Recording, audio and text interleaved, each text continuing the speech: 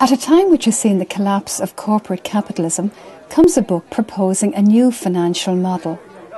Business people, academics and students are gathering today for the launch of New Financial Horizons, the Emergence of an Economy of Communion by Dr. Lorna Gold. I think really the central point is around the economy of communion as a cultural revolution within economics. What we see today in the economy and the financial crisis and all the crises that we're seeing is really a failure of economics, but it's also a failure of Western culture. And if I could just explain a little bit what that's about. In economics, since economic theory was started back in the 18th century, it really has taken what I would call as a unidimensional view of the human person. In economics, the human person is seen as effectively like an atom that collides with other people in the economy, in the marketplace. What it really misses is that human beings, what makes human beings unique is our experience of relationships.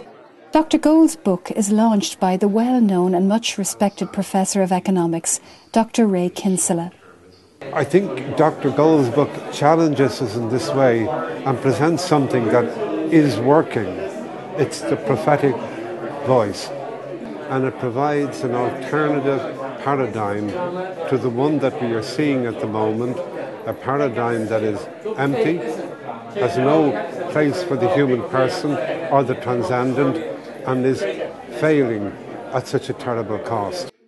While the Economy of Communion proposes businesses that share a proportion of their profits and promote a culture of giving, all businesses can gain from its principles.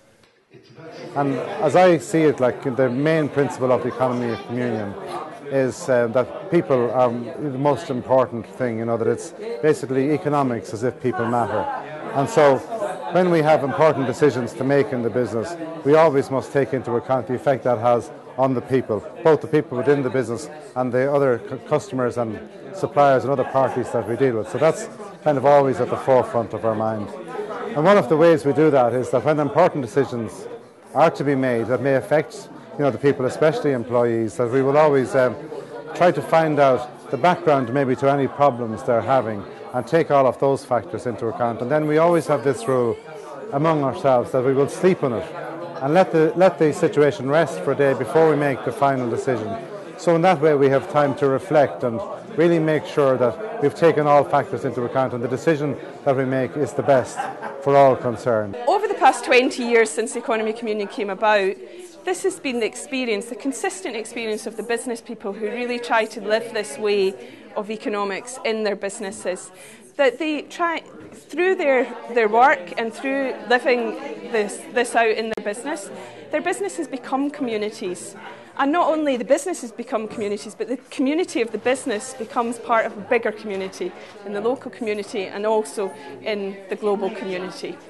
We've been in business since 1993 and currently employ 45 people.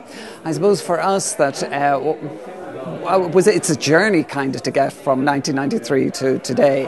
And I suppose after a certain number of years in business, we decided with our employees that it was no longer just us driving it, but we wanted to take them with us. And we thought the way of getting them involved was to create a mission statement. So we spent some time with them, taking them off-site for 2 days, building the mission statement, which was first of all a task of finding words that you would put into it, and then they came back with the words, and then they had to come back with a sentence, and then all the sentences were put together to build one sentence, which is that people and relationships are the DNA of the company. It was 2009 when I first heard of the Economy of Communion. Ray Kinsella spoke about it, and immediately I felt an excitement. I could tell that this was a genuine way for an entrepreneur to run their business, to use the gifts you had for creating a business, helping people to create a product and deliver a service to customers. It just seemed like the model for running a business, and feeling that you were contributing both to the community and the people and customers that you were working with. But it's important to emphasise what Dr. Gold has here is, it's something that's based on spirituality. It's something that's based on inclusiveness. on the human person made in the image and likeness of God, and understand to embrace all of humankind. I want now to move, if possible, out of a business that reports to metrics to do with your profit and loss to something that's more centred to the human person.